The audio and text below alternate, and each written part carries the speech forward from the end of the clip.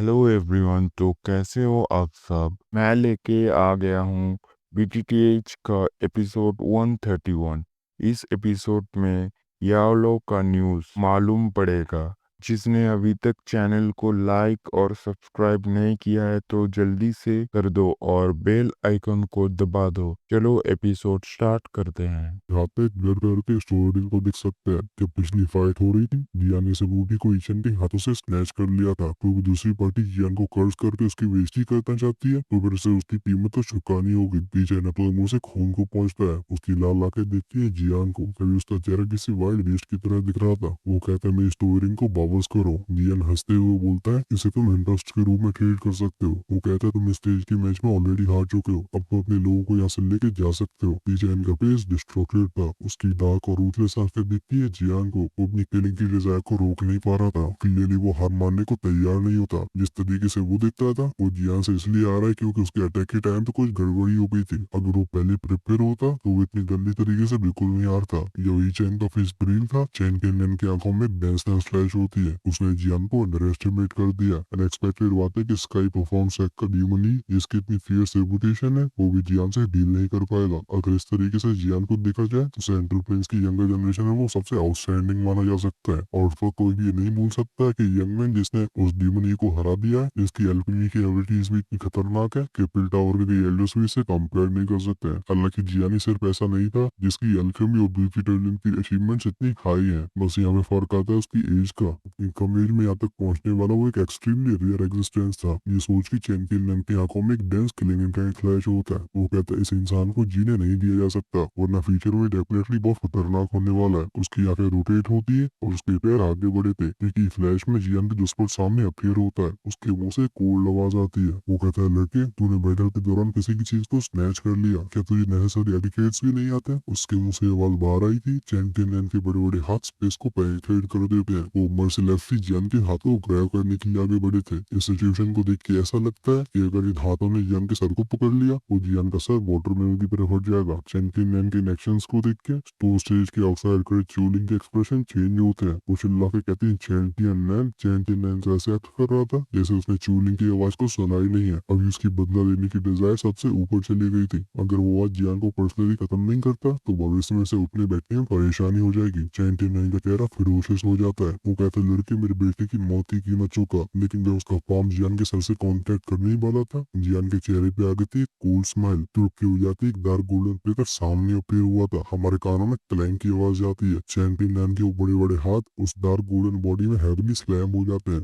एक clear metallic sound appear हुआ था। उसके हाथों की फ्राइटनिंग डिस्ट्रक्टिव फोर्स उस गोल्डन बॉडी को हिला भी नहीं पाती। चैंपियन नैन का पाम नीचे आता है। जो जंग में आने वाला फील उसे फील होता है, उसका एक्सप्रेशन इमीडिएटली चेंज हो गया था। सामने दिखता है उसे एक चेहरा, लेकिन इसके चेहरे पे कोई एक्सप्रेशन नहीं होते। जिसके बाद उस फिगर की डार्क गोल्डन फेस हवा को चीरते हुए आगे आती है। बिना किसी फैंसी मूव के ये पंच चैंपियन नैन के सर की तरफ आगे बढ़ गया था। इस ब्राइट गोल्डन फेस को देख के चैंपियन नैन की बॉडी के सारे पोर्स खड़े हो जाते हैं। इस अटैक का सामना करने के लिए उसकी सारी दिल की पाम पे इकट्ठी होने लगी थी। बैंग एक लो डीप मफल्ड साउंड अपीयर हुआ था। लाइटिंग स्पीड से इंडिविजुअल फ्लक्चुएशंस फैलती है। वो नीचे की स्पोर्स जिसके टुकड़े टुकड़े हो गए थे अब उन टुकड़ों की डस्ट बन जाती है। ये फिस्ट और पाम एक दूसरे को क्रॉस करते हैं। हम देखते हैं कि चैंपियन नैन पीछे उठता हुआ गया है। उसके पैर लैंड करते हैं। इसके बाद उसने 10-15 कदम पीछे लिए थे। इसके बाद इसका शौक से भरा चेहरा ऊपर देखता है। उसकी नजरें टिकी हुई थी डार्क गोल्डन पपेट पे। जिस तरीके से उसके हाथ सुन्न पड़ गए थे उसके बिंब में बड़ी बड़ी वेव्स क्रिएट हो जाती हैं। उसके आईसाइट की हल से वो क्लियरली बता पा रहा था कि सामने खड़ा ये डार्क गोल्डन फिगर एक पपेट है।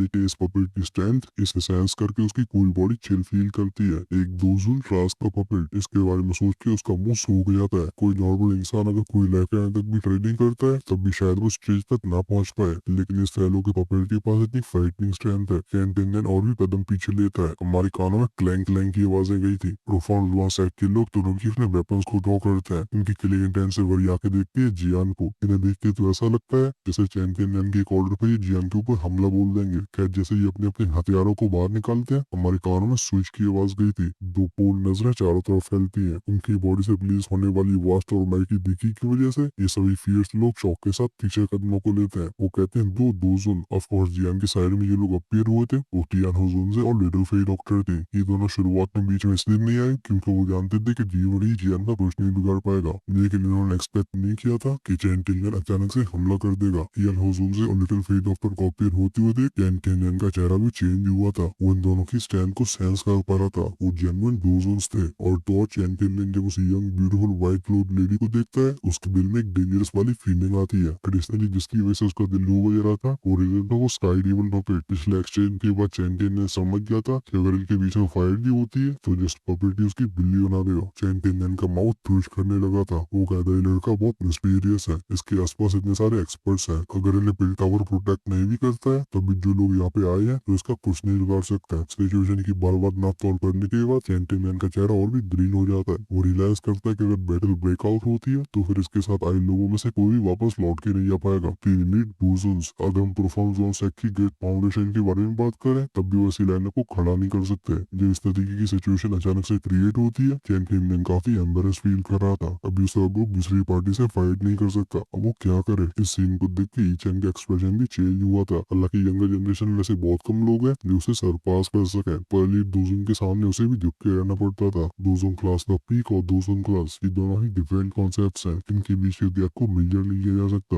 अब जियान के साइड में 3 डूजन आ चुके हैं। लगता है चैन टिंगन जो इतनी बड़ी फौज को लेकर यहाँ पे आया है वो भी जियान को संभालने के लिए काफी नहीं पड़ने वाली। यहाँ पे फालतू की बातें करने का कोई आगे मतलब नहीं है। अगर उनके साइड में 10 एलीट डूजन नहीं खड़े होते तो फिर यहाँ पे कुछ भी कहना यूजलेस होगा, क्योंकि अगर उनके पास 10 डूजन बाई लाइनअप होती वो फटाक से जियान को कैप्चर कर सकते थे। बट अभी तो उनके पास जियान के साइड जितनी भी पावर नहीं है, वो कैसे फाइट करने वाले हैं। चूलिंग के एक्सप्रेशन डार्क और स्वलन थे। वो कहते सेक्रेटरी चैन आज तुमने यहाँ पे काफी शोर मचा दिया है, अगर ये कंटिन्यू होता रहता है तो तीनों एसोसिएशन हेड्स भी इस मामले को माफ नहीं करेंगे। चैन टिंगन पिल टावर के गेट के सामने ट्रबल क्रिएट कर रहा है, अगर ये खबर फैलती है तो ये पिल टावर के लिए बिल्कुल बेनिफिशियल नहीं होने वाला। अच्छी बात है कि जियान के पास बहुत सारी एबिलिटीज है, उसने सिर्फ इस कैलेमिटी को रोका ही नहीं बल्कि प्रोफॉर्म और सेक टू उनकी मेडिसिन का डोज मिल गया। चूली के वर्ड्स को सुनकर चैन टिंगन का एक्सप्रेशन चेंज होता है। उसी चैन की आंखें भी कोल्ड थी। वो डेंस चिन्नी वॉइस में बोलता है क्या हेलो चूलिंग आपको ऐसा लगता है मेरे परफॉर्मेंस का ऐसी चीजें लेना इतना आसान है। जियान स्माइल करके करेक्ट करता है। वो कहते हैं फाइट की स्पॉइल्स बोला जाता है। जियान की स्माइलिंग फेस को देख के ईचन की आंखें तो ऐसी हो गई थी जिसमें मैं फ्लेम्स बस बाहर ही आने वाली है। चैन टिंगन कोल्ड आवाज में कहता है तुझे मेरे सामने इन बातों को यूज करने की जरूरत नहीं है। वैसे तो और भी कुछ कहने वाला था, अचानक स्क्वायर में एक ऐसी कोल्ड आवाज सुनाई देती है। वो कहते हैं सेक्रेटरी चैन आज का तुम्हारी फास्ट यहीं पे खत्म होता है, अगर तुम इस ट्रबल को लगातार कंटिन्यू करते हो तो फिर पिल टावर तुम्हें कोई फेस नहीं देगा। और तो रीचन तुम्हें लगता है कि तुम परफॉर्मेंस का इस को एज एनिमीज रिप्रेजेंट कर सकते हो तो तुम्हें जल्दी से वापस लौट जाना चाहिए। मैं भी देखना चाहता हूँ कि वो टियान मिली तुमसे क्या कहने वाला है। जैसे ही ऐसी कोल्ड वॉइस साउंड हुई थी जियान के सामने का स्पेस डिस्टॉर्ट होता है। इमीडिएटली डिस्टॉर्शन से जुआनी बाहर आती है। उनकी आंखों में फियरनेस फील होती है। ऐसे नजरों के सामने किसी की सर उठाने की हिम्मत नहीं होती।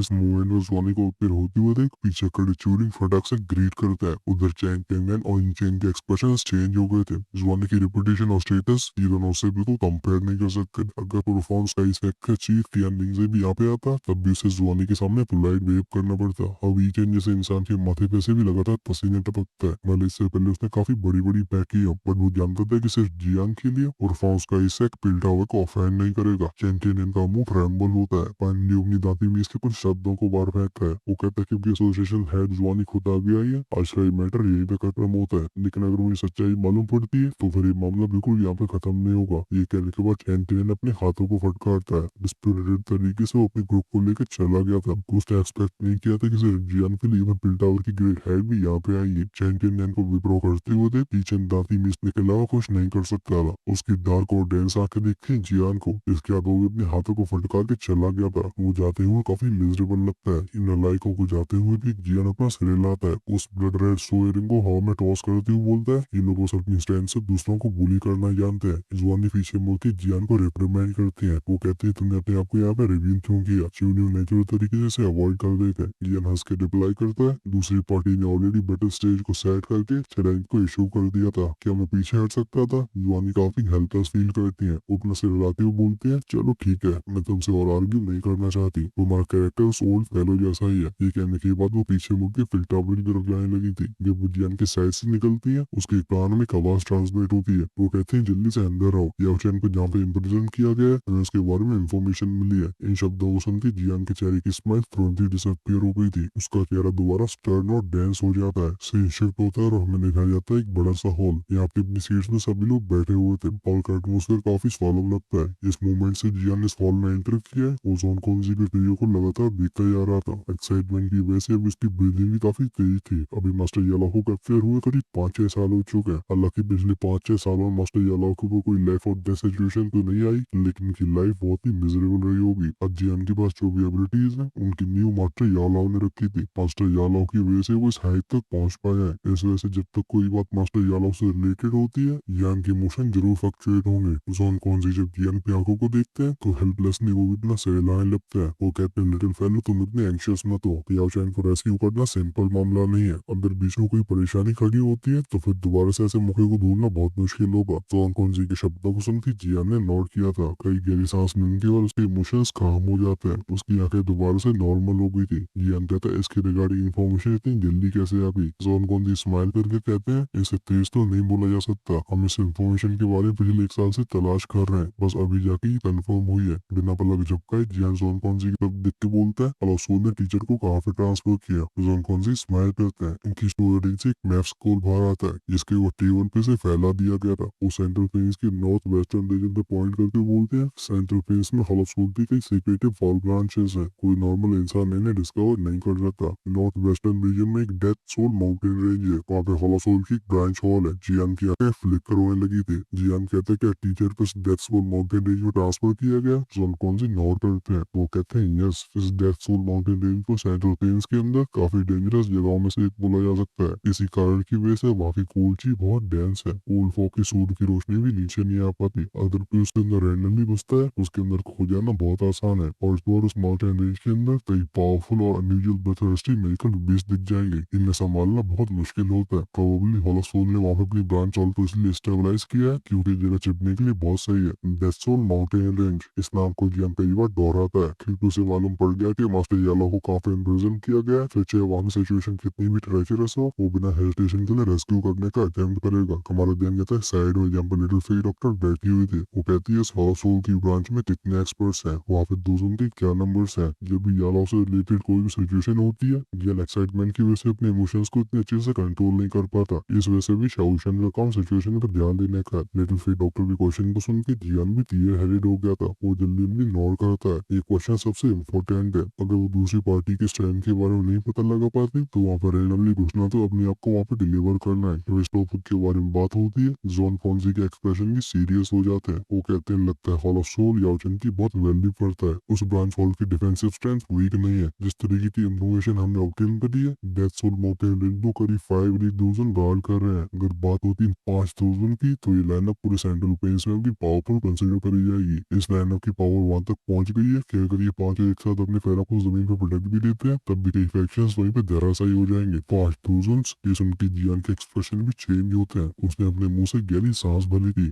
ये स्ट्रेंथ सच में काफी खतरनाक है। और सोल ने सिर्फ ब्रांच टावर को गार्ड करने के लिए 5 एलीट दूसरों को डिस्पैच किया है। ये लाइनअप टॉप टीयर फैक्शंस को खून से धोने के लिए काफी है। अभी टियान हुजुनजे और लिटिल फेरी डॉक्टर के चेहरे भी काफी ग्रेव थे। क्लियरली हॉलोसोल की स्ट्रेंथ के बारे में सुन के वो भी शेक हो गए। जियान कैलकुलेट करता है कि अगर स्काई डिमन बफेट को इंक्लूड कर दिया जाए, उसकी साइड में 5,000 है और तो और वो खुद भी एक एलीट लोगों को रोक के रख सकता था। पर अगर उसका सामना 2,000 से होता है तो फिर उसके पास भी भागने के अलावा कोई विकल्प नहीं बचेगा। थोड़ी देर तक सोचने के बाद जियान कहता है, हम अभी सिर्फ एंडिंग के आने का वेट ही कर सकते हैं। अगर उन्हें हम ऐड करते हैं तो फिर हमारे पास ही वो स्ट्रेंथ होगी जिससे हम इस रेस्क्यू मिशन को कैरी आउट कर सकें। शाओशियान एक समय के लिए साइलेंट हो गई थी। वो दोबारा से पूछती है कि उस ब्रांच हॉल में सिर्फ इतने ही 200 है। जॉन कॉन्जी कहते हैं, जैसे इंफॉर्मेशन हमारे हाथ लगी है, उस ब्रांच में 5,000 ही होनी चाहिए। बट हॉलोसोल के ब्रांच हॉल में डेफिनेटली कई प्रोटेक्टर्स होते हैं। उनकी कंबाइंड फाइटिंग स्ट्रेंथ को अंडर एस्टिमेट नहीं करा जा सकता। हमारा ध्यान जाता है जुआनी की तरफ। अभी उनका एक्सप्रेशन काफी ग्रेव हो गया था। वो कहती है, वो वेक्टर तुम्हारे लिए कोई बड़ी परेशानी खड़ी नहीं कर पाएंगे।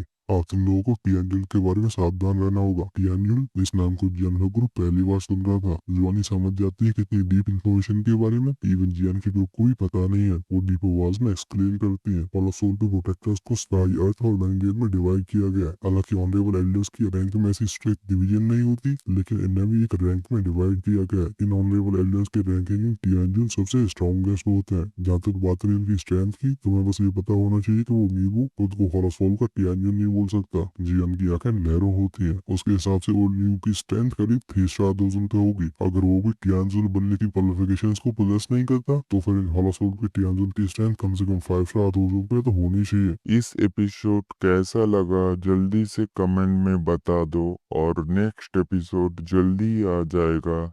तब तक के लिए लाइक शेयर एंड सब्सक्राइब करके बेल आइकन को ऑन कर दो।